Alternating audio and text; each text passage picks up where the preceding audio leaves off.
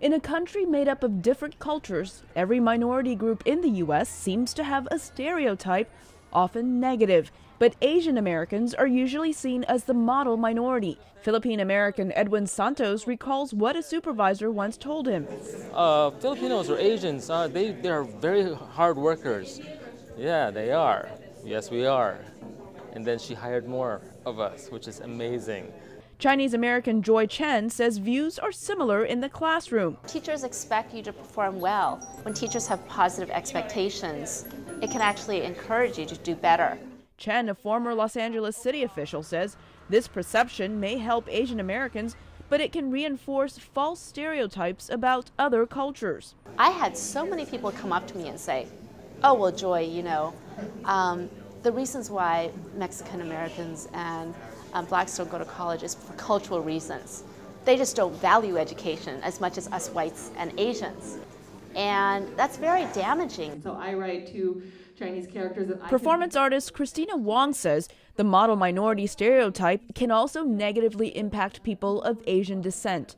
Because the facade is, oh, they're so perfect, they do everything well, they're so gorgeous, they don't have any problems. What ends up happening is that we don't see what problems actually exist under the surface. The first group of Asian American women, they are, for lack of... To break stereotypes, Wong examines the issue of mental health, depression, and suicide among Asian American women in one of her shows. We've never had a crisis because obviously not talking about it doesn't exist. Many of them may not get the help they need, says Asian American Studies lecturer Genevieve Erin O'Brien. Asian Americans have